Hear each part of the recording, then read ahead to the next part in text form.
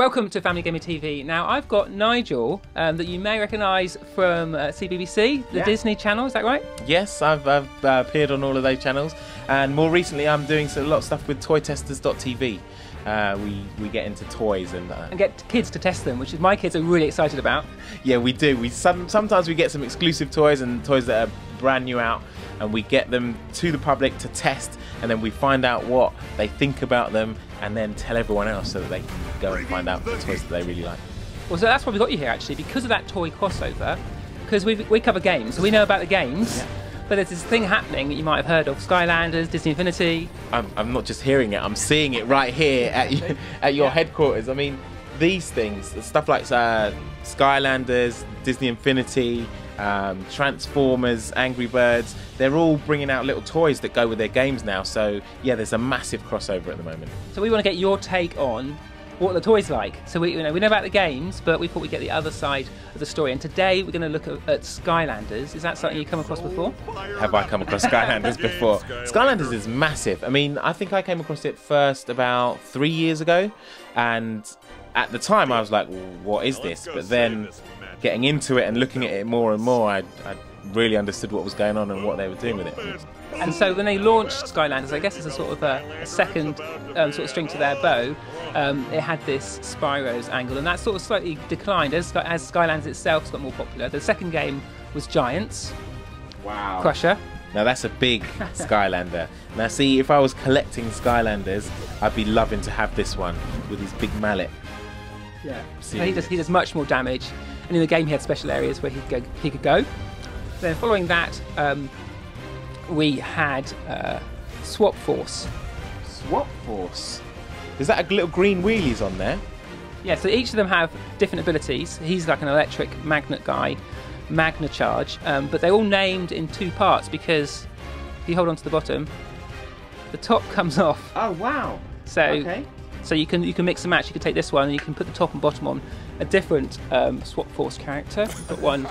We've got one here. Here we are. Free Ranger. So if I take that one off here, bosh. So, but now what's this one called? So it was Magna Charge, yeah, and he was Free Ranger. This is now Magna Ranger. Magna Ranger. And Free Charge. Free Charge. Okay, I'm getting it. Yeah, so there's kind of like a nice play. And for me, I thought that these ones were the best toys. Okay. Yeah, definitely. I think what kids want now these days is to be able to play with their toys, to be able to change them, mix and match them, and create something that they think is unique to them. So when they can change the heads and tops of the toys like this, it's exactly what they want. It's great. Yeah, it's cool, isn't it? My kids do that. It means they do play with the physical toys more, I think. Yeah. In Swap Force. So how many toys would be in one game? There's quite a lot, so there's usually around a base of say about 30 characters in each game. Now some of those will be re-released, sort of reposed versions of the existing characters. Okay. So you have the first 30 that were released in Spyro's Adventure, yeah, and then a bunch of them were really popular, so they re-released them in different poses for Giants. There's the original Spyro from Spyro's Adventure. You can tell because it's got a green base. And here is the Swap Force version of Spyro. I think he's called Mega Ram Spyro, so he gets a special name, and it's got a blue base. So the figure, the toy is kind of similar. Toy is very similar. He's just grown a little bit. His horns have grown. Wings, pretty much the same, I'd say. Our tail's grown. Looks a bit more lethal down on the tail end, but no major difference, I would say. So that, to me, looks like capitalising on some money making rather than actually enhancing the game. Yeah, I think there is a bit of that, certainly. And this one, the differences you're picking up there are around. This is a powered up version, so it's called Mega Ram Spyro because he's got this Mega Ram attack. In the game, you do get there are a few things to offset the sort of the fact you're buying the same character twice.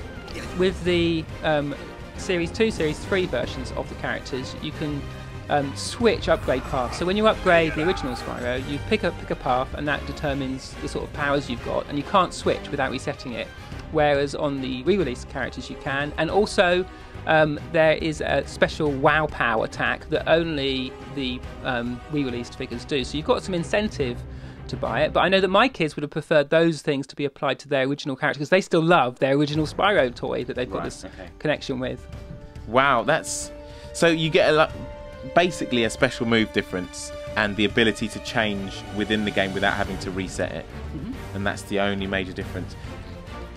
Oh, I can see once you've spent so much time with your original character, you're going to be attached to this. So moving across to the new one, just for that, is going to be a little bit frustrating, I think.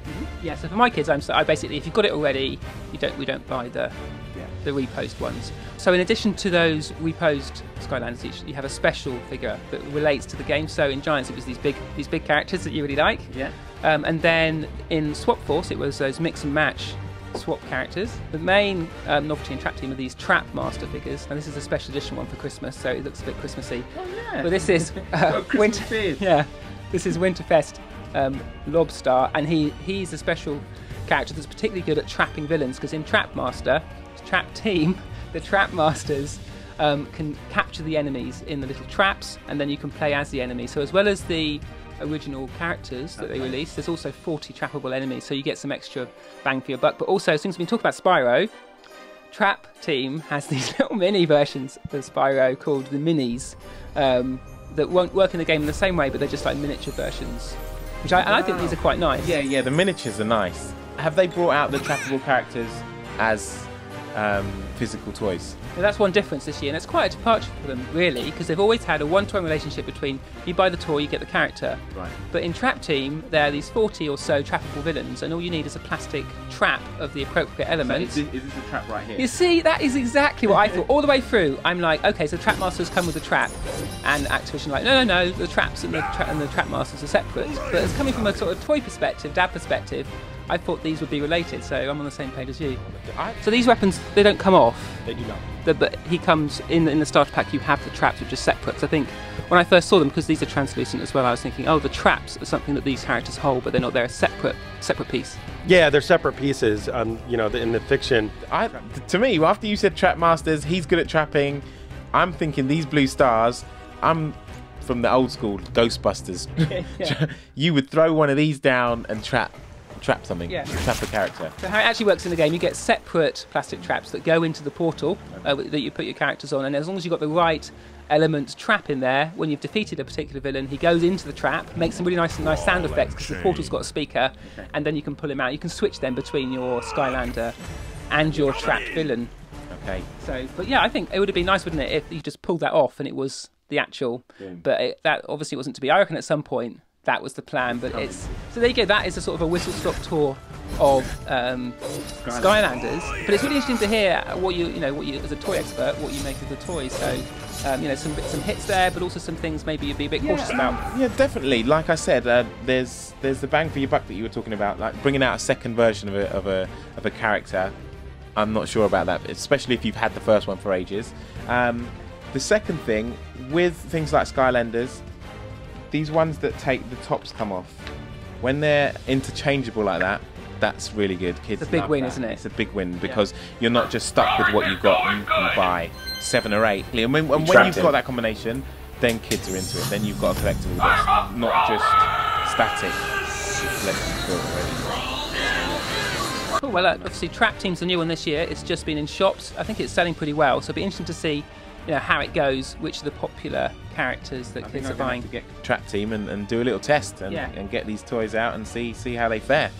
Yeah, so that's something you do on Toy Testers TV, isn't it? You get these things in and you get kids to test them. So do you think Skylanders is maybe a game we'll be seeing you testing out in the future? I think it might be a game we're testing out in the future. Definitely with the fact that the toys are progressing and getting bigger and better. I'm sure they're going to enhance the toys, make the toys more accessible, more available. So as soon as that starts happening, we have to get on board because that's our remit. That's what we do. We have to look at toys. We have to get into them, and we have to find out whether they're good or whether they're bad. And how about on CBBC or Disney? Is there any projects you've been doing you can say? What's coming? When will we see you next? I'm always working on little bits and bobs. I tell you what, just from looking around here, you've got some stuff from Big Hero 6. Oh yeah, love Big Hero 6. Right. But I've not seen it though. So. I got to see it. Oh really? I've seen Big Hero 6, nice. Which is amazing. You have to go and see it when it comes out in the UK. I think it comes out end of January. But before it comes out, I've made a special behind-the-scenes program on it that's going to be shown on Disney Channel very soon. So look out for that as well. Cool, definitely. That sounds really good. Yeah. Well, thanks for coming in today and having a look at Skylanders. No problem. We'll have to. I love coming down here to Family Gaming TV, and we should do some more stuff together. Yeah. Thanks a lot. Cheers. Cheers.